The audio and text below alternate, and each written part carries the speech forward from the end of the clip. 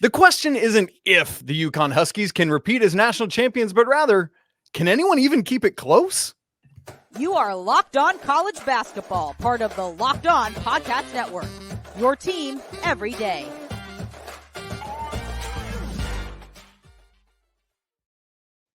Hey there, what's up? Welcome into the Locked On College Basketball Podcast, the only daily national college hoop show out there.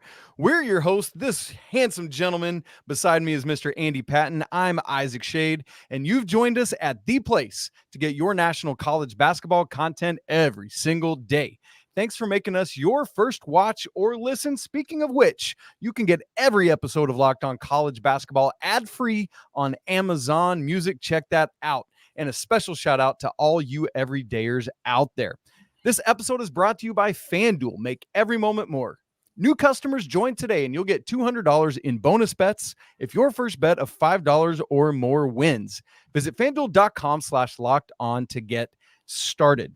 It is Thursday. We are just 2 days away from the Final Four, and we cannot wait. If you missed yesterday's show, Andy and I took a look each at Purdue and NC State. And today we're going to go to the second tip of Saturday night, Yukon and Alabama. So we'll take those teams. And then Fox officially announced their NIT competitor on Wednesday. And Andy, it was already a silly idea, and the name is even worse. So we'll make sure you hang around for that, folks. Andy, let's start with the Yukon Huskies, who are no stranger to anyone. They're probably the most obvious duh of this entire thing. But Andy, they still had to do what they've done to get here. How exactly did they blaze that trail?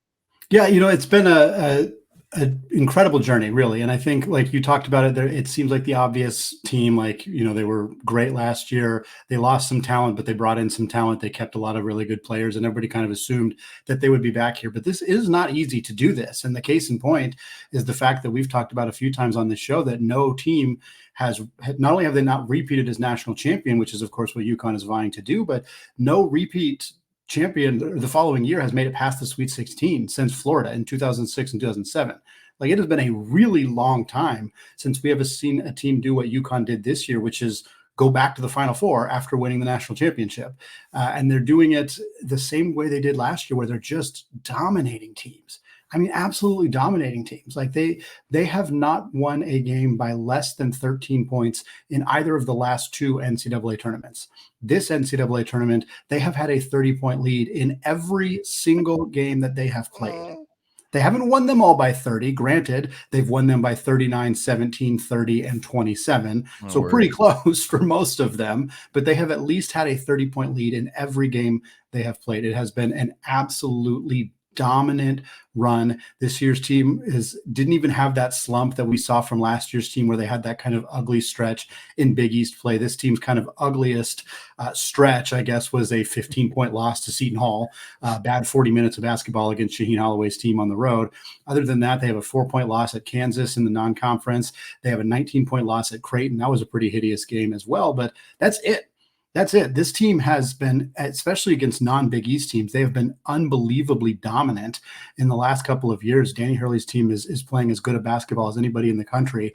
And as they're healthy with Donovan Clingan, at full strength. Caravan had some health issues. Castle had some health issues this year. Everybody's good to go right now, and they are an absolute freight train coming for another national championship.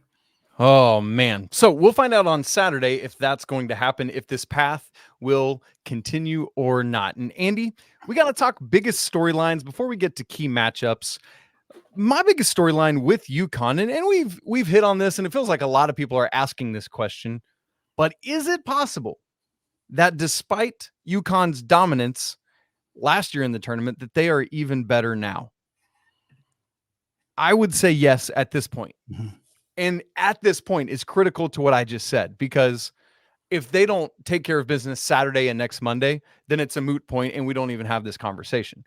However, there is that whole thing of to be better, do you have to achieve the same thing, or just are we looking at the teams on the floor and saying objectively, to the eyeball test, to the metrics, by efficiency, this team is better than that team? And so that's part of it. It's not just about the do they achieve the same things. Mm-hmm. And so, Andy, even before we enter into these final 4 games, I am ready to say that objectively, I believe this team to be better than the team that lost everything they lost last year. And boy, did they lose a ton. But for me, Tristan Newton is better. For me, Cam Spencer has been a dynamic piece to this. For me, once Steph Castle got healthy, as you were just talking about, he's added a dynamic to this team that is just really, really insane. And so, Andy, I really, truly believe that this team is better than last year's, even if they do not cut down the nets. Yeah, I'm with you. I mean, it has been absolutely insane to see what this team has been able to do. And my storyline is somewhat similar to that and kind of similar to what I said just about how this team got here is, are they even going to play a close game? I mean, they haven't had to do that yet. And we already talked about the smallest margin of victory being 13 and whether Alabama has the offensive firepower to stick with them. I mean, Alabama's not a good defensive team, so certainly UConn's going to get plenty of points, but Alabama can score in a hurry. So they might have the ability to keep this thing a little close. But another fact that I really want to bring up, I mentioned it, that UConn has been dominant against non-Big East teams since March 18th, 2022. That is the day after they lost to New Mexico State I think it was a 5-12 upset in the 2022 NCAA tournament, which incidentally, I don't know if two programs could have gone in more opposite directions since that time than New Mexico State and UConn. But since that game, UConn is 31-1 against non-Big East teams. Sheesh. 31-1. The only loss to a non-Big East team since then is to Kansas this year, a 4-point loss on the road at Fog Allen Fieldhouse. That is it. That is it. They have crushed every team they've played in the NCAA tournament. They have crushed and it's not like they play super cakey non-conference schedules. I mean, we just mentioned Kansas. They've also beat Gonzaga. They beat Texas. They beat Indiana. Like, they have beat a ton of very, very good teams. Obviously, the teams they've beat in the tournament as well. Like, this run has been incredible. And I'm curious to see not only if we will get any kind of close game from them in the next 2 games, but if this streak of beating everybody that's not in the Big East will continue. And Andy, wouldn't it be wild if they could up last year where they set an NCAA tournament record by winning all 6 games by 13? They're in position to better that. Yeah. I mean, it's just absolutely wild. Andy, key matchup from the UConn standpoint, what do you got? For me, I got Steph Castle versus Alabama's guards. Ooh. To me, and I didn't want to go specific because I'm not sure who Steph Castle is going to defend. And that to me is what really stands out as an interesting dynamic here, because Steph Castle is the best perimeter defender for UConn. And that's not a knock on Castle or on Spencer and Newton specifically. Like, those guys are solid, but I think how they deploy Castle will be really interesting to me, because Mark Sears is the best offensive player for Alabama. He's one of the best offensive players in the country. I don't think typically that would be the matchup. I think you'd expect it to be Newton there. That's right. You'd probably put Castle on Aaron Estrada, depending if Latrell Wrightsell plays, which is another factor here. That might be the matchup that you'd expect there. But I could see Danny Hurley putting Castle on Sears and just letting that length be a huge problem and trying to prevent Sears from getting open looks from 3. Because if Sears if you put Castle up on Sears and Sears gets past him and drives to the basket, he's a great finisher, but is he able to do that against Donovan Clingan? Like, I would rather make Mark Sears drive to the basket or take contested threes with a 6'7" guy on him than let him take open threes. Like, that's the worst game plan they can have. So if that happens, does Newton guard Estrada? Is that going to work out okay? Who do you put Cam Spencer on? Like, there's a lot of intrigue in how UConn defends this really good group of Alabama guards. Again, a lot of that factor is going to be whether Wrightsell plays, but that to me is going to be really interesting. I'm going to be watching where Stephon Castle is kind of deployed for UConn defensively. That's like, I love those, Andy. Like, the second the ball is tipped, I'm so like, oh, let me watch Steph. Okay, Castle, number 5. Who's he guarding? Right? Like, it's just that super fun moment where you begin to see the game plan unfolding. So I geek out on that, man. I love that you brought that up. For me, the matchup is Donovan Clingan versus whomever, right? We saw Illinois, I might say stupidly, just try to attack him. And I understand why they're doing it. They're trying to get him in foul trouble, but it just didn't work. And they stubbornly kept trying to do it, even in the second half, as they were on the wrong side of a 30-0 run. But we've talked in each of Alabama's matchups recently about the front court against whomever. And, against North Carolina, it was Armando Bacot. Against who's it going to be? Against Clemson, it was PJ Hall and Ian Shufflin against whoever it's going to be. And while Alabama has been able to navigate those well, with all due respect to the front courts of North Carolina and Clemson, this is a different animal we're talking about here in Donovan Clingan. We just saw what he did to the most efficient offense in the nation. Yeah. And so whether it's Nick Pringle or Grant Nelson, I just don't see them having anything for Donovan Clingan. As healthy as he is, as good as he's looking, we're going to have to watch that, because if Alabama is able to play him off the court with foul trouble or whatever, that is clearly an advantage for Alabama, despite the fact that they can just come back with Samson Johnson. That's UConn. So I'm going to be watching that one, Andy, in the front court. Yeah, and I think you kind of touched on the next point here of like why UConn will, why they won't win the national championship. And in terms of won't, I think you look potentially ahead to a matchup with Purdue. That's the far and away the toughest matchup that they could theoretically face going forward. It's no disrespect to NC State or to Alabama, frankly. It's just that Edie's such a different animal. But I also think like Alabama's ability to win this game is going to be if they get scorching hot from three and Clingan gets in foul trouble. I think both those things probably need to happen in order for UConn. And even then, it's not a guarantee. But I think if you're looking at what are some reasons, some potential things that could trip up UConn, I think hot shooting from Alabama is definitely one of them. Foul trouble from Clingan, either in this game or in the championship game, would be a problem for them. But it's hard to find a whole lot else because this team is really, really good and really balanced and really prepared to potentially win it all. And Andy, I think you've just summed up there the reasons why they would, because of everything you just said, the multi-attack, everything they've got. Look, the Danny Hurley of it all is a critical factor in this. He, for me, is quickly rising up the list of, quote, best coach in America. This dude has this team rolling.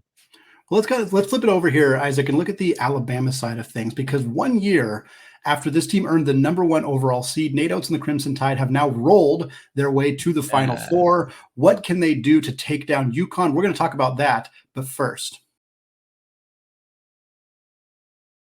today's episode of Locked On College Basketball is brought to you by FanDuel. Folks, the sports calendar is loaded right now, and FanDuel is making it even more exciting to get in on the action. Because right now, new customers get $200 in bonus bets with any winning $5 bet. That's $200 that you can use to bet on the final NCAA tournament games. You can bet on MLB games, NBA, NHL, and so much more. Right now, as we record this on Wednesday, the national championship odds are as follows. UConn, the heavy favorite, no surprise there, at -185.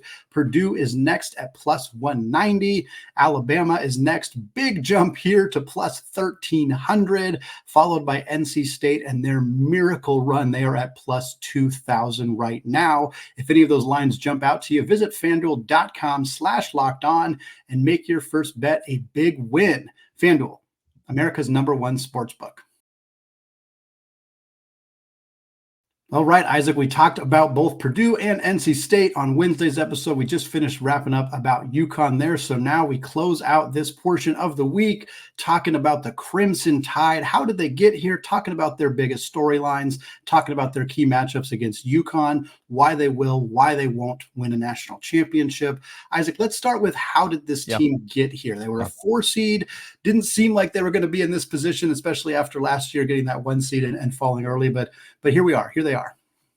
Yeah, Andy, for sure. And it was a weird start. Like the year went in weird chunks for Alabama. 4-0 start, but then they lost 5 of their next 7. Andy, that was so wild to me. A solid middle of the season, but then they lost 4 of 6 heading into the NCAA tournament, including losing to Florida in their only game in the SEC tournament.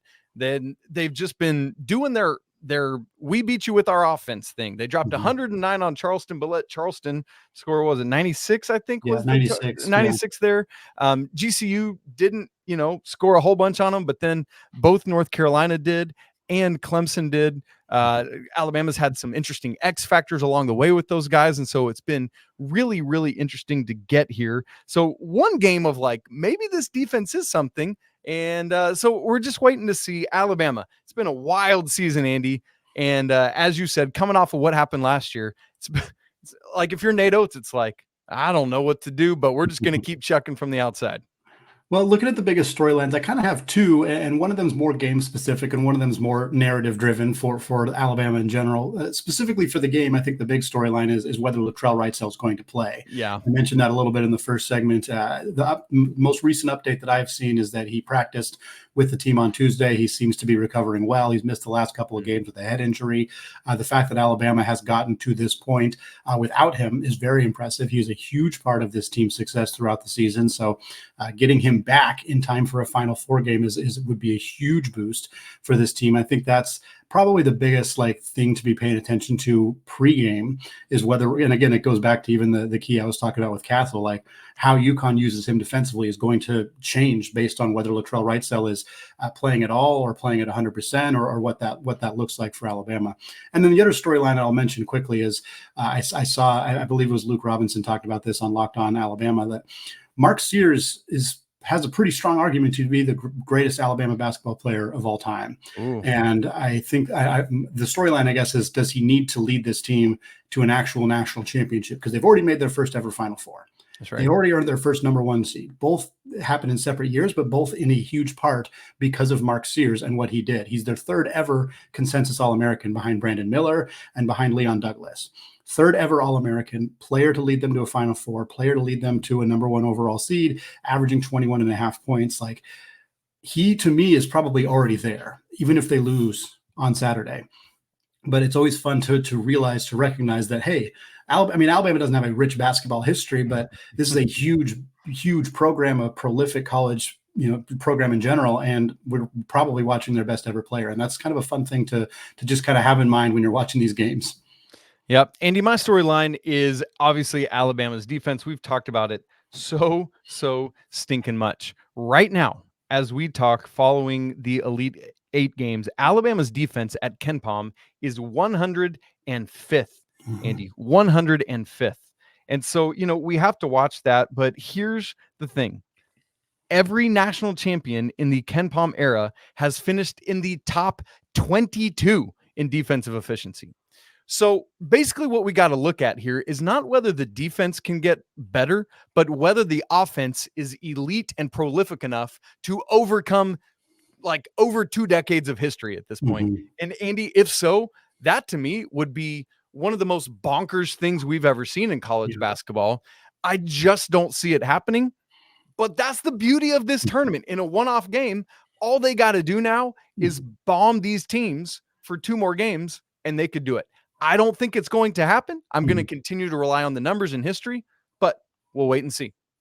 For me, the key matchup that I'm looking at here is kind of the flip of the key matchup that you mentioned with Clingan versus Alabama's bigs. I'm going to look at how I think Alabama might attempt to neutralize Clingan, attack Clingan, whatever they may attempt to do here, because Alabama can go 5 out. They can space the floor in a way that very few teams can, and that's the way that Nate Oats likes to build his rosters, to construct things. And with Pringle, Pringle's not a great outside shooter, but Nelson, he's not great either, but both those guys can space the floor and stretch it out. And, are we going to see Bama attempt to pull Clingan away from the rim? Are they going to try to get him out into ball screen actions with Sears? What are they going to try to do? Because teams have tried multiple different things to score on Donovan Clingan, and they haven't had a whole lot of success, including the second-ranked offense in the entire country in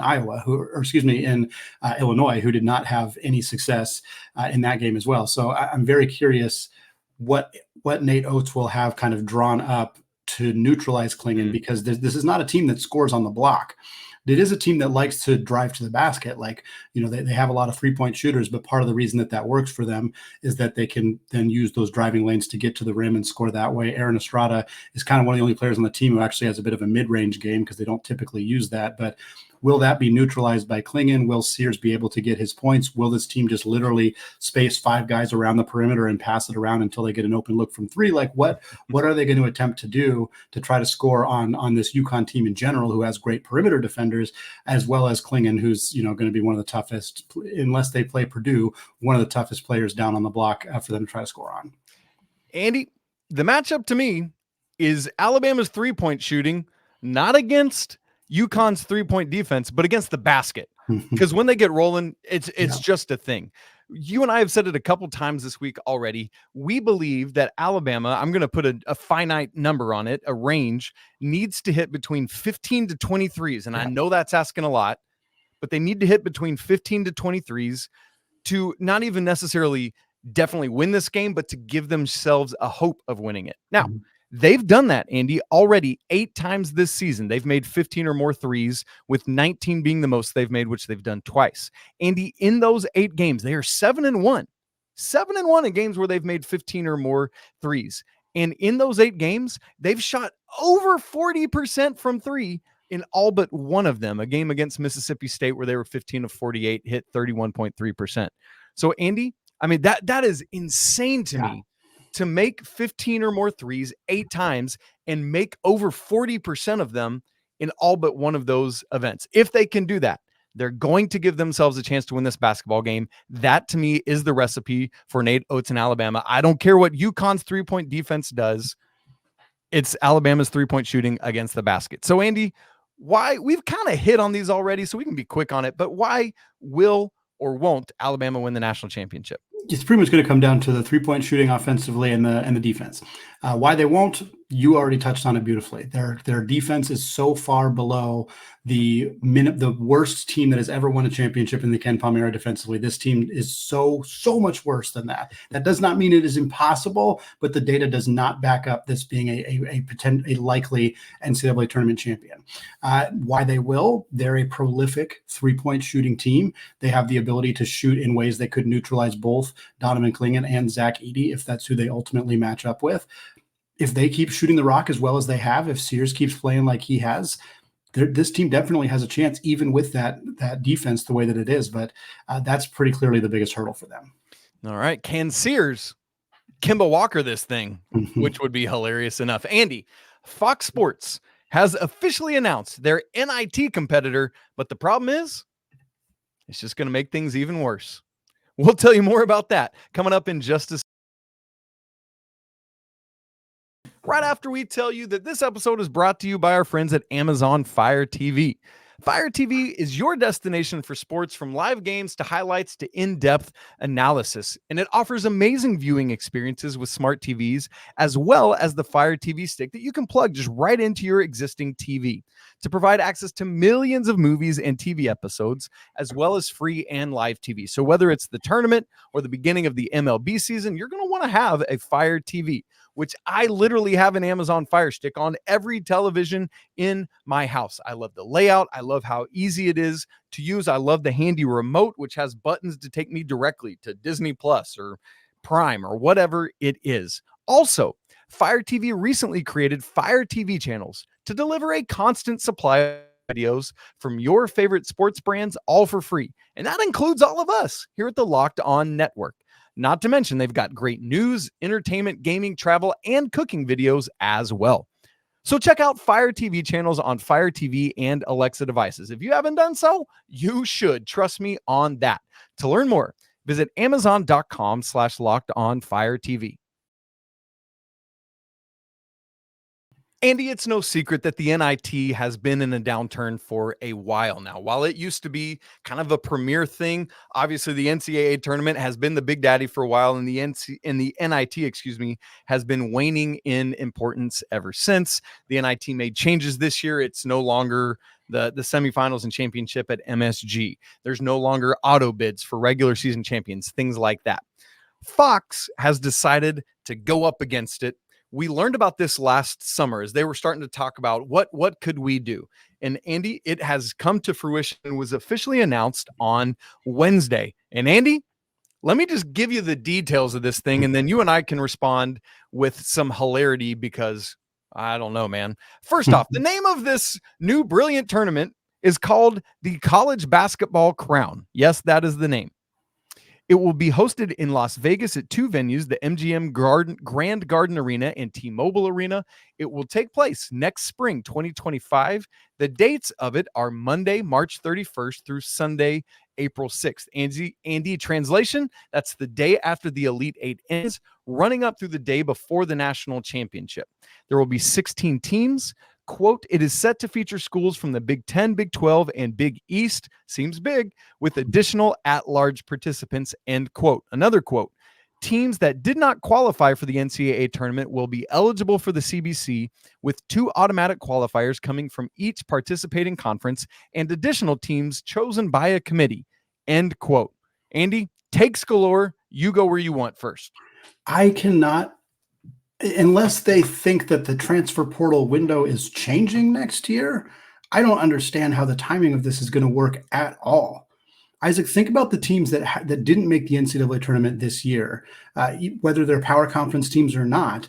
Those teams that didn't make it, that would in theory be in this conference or in this event, they're losing. Multiple players are entering the portal the day after Selection Sunday. Like, I don't understand how this is going to line up. Where, I mean, we had how many teams chose not to participate in the NIT? If I remember correctly, Oregon State, who hasn't been a good basketball program in a long time, they rejected an opportunity to play in the NIT.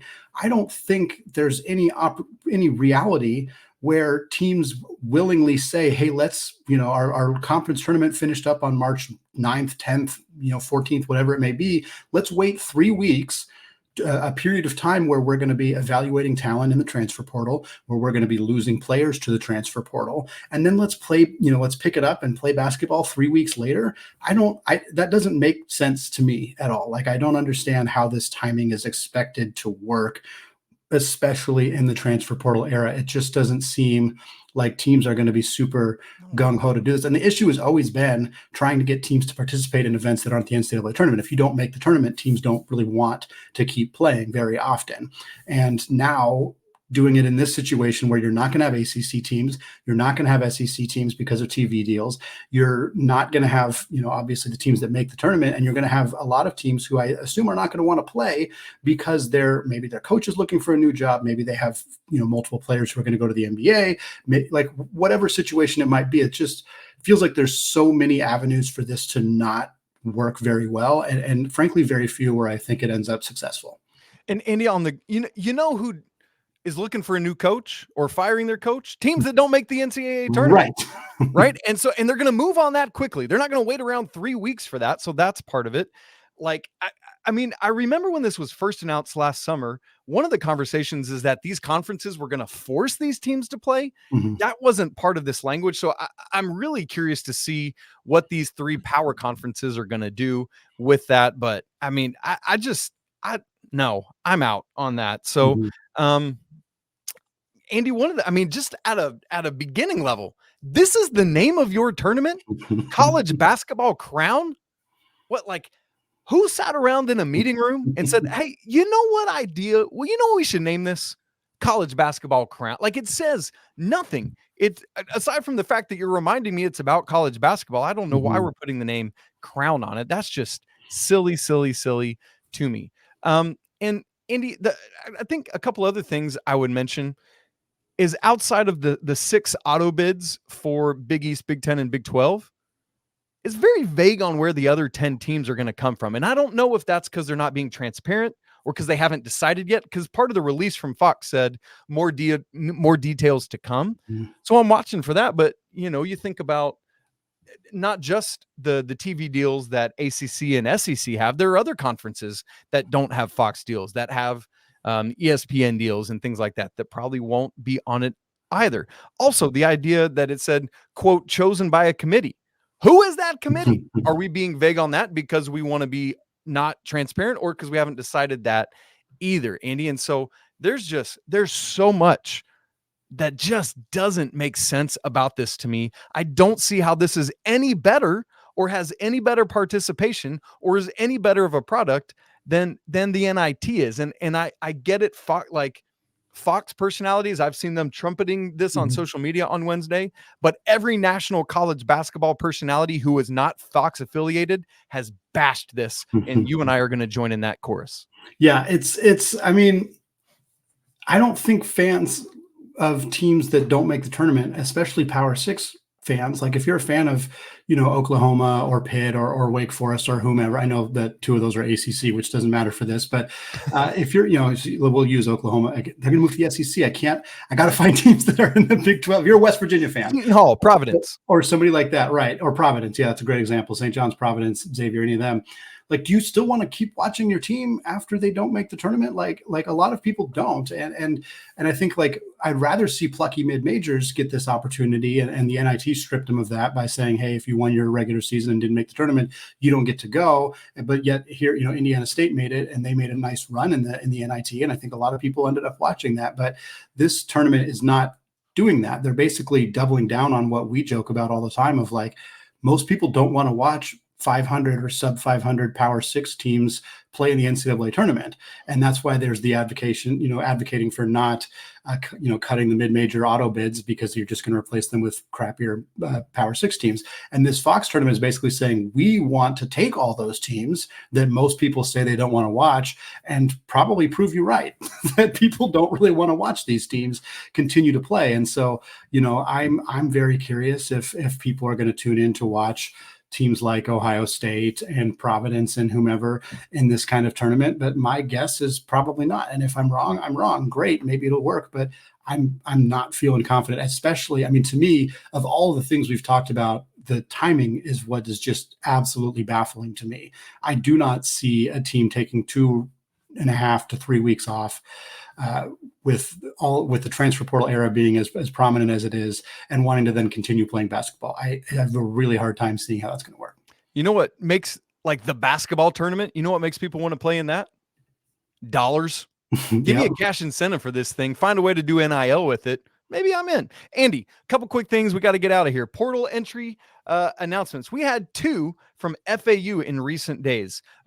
Less recently, Vlad Golden from FAU announced, the big man announced he was entering the transfer portal. And then on Tuesday, it would have been John L. Davis, maybe the biggest name in the transfer portal, announced he was entering the transfer portal. Andy, is the writing on the wall that they're just going to follow their head coach, Dusty May, to Michigan? Maybe. Sure seems likely. You never know for sure, but I mean, why wouldn't you want to join the Big Ten and go to a program with as much history and prestige, a program that has room for them because they lost a lot of talent this last year and just had a really crappy year, frankly. Like, this is a really easy way for them to potentially turn things around. And kind of speaking on a similar note to that, one of the players that Michigan lost is Doug McDaniel, who entered the transfer portal, who could potentially be replaced by John L. Davis. And McDaniel, he's going to go to Kansas State. That was recently announced. He's going to go play for Jerome Tang. And it's hard not to want to do that when you've seen what Jerome Tang did with Marquise Noel 2 years ago and what he did with Tyler Perry this last year. Right. Feels like that's a match that's really going to work well. And then kind of speaking of players following their coaches, I guess he didn't follow his coach, but Terrence Edwards from James Madison going to go play for Pat Kelsey at Louisville. What a huge addition for Kelsey. He's already gotten a few guys from Charleston. Now he gets Edwards from James Madison. I think that Kelsey's already really in a good spot to potentially rebuild this Louisville program. He had nowhere to go but up, but so far so good for his era at Louisville. Andy, let me redeem the maybe following his coach. One other quick one. Utah State big man Great Osibor is in the transfer portal, the Mountain West Player of the Year.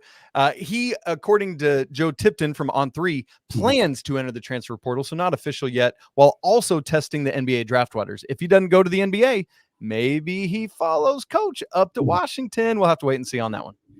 Isaac, that's going to wrap it up for us today. We're going to have so much more transfer portal stuff. Feels like we can never get through all of the updates on that, but certainly as we get out of the season and into that, looking forward to getting some more updates there. But we're going to be coming back with you on Friday. One more preview episode before we get into those Final Four matchups. We'll, of course, be live with you Saturday after those 2 games are over and getting you ready for that national championship game on Monday. Just 3 games left, my dude. I am excited, a little sad that we're getting to the offseason and the end of the year, but it's been an incredible season.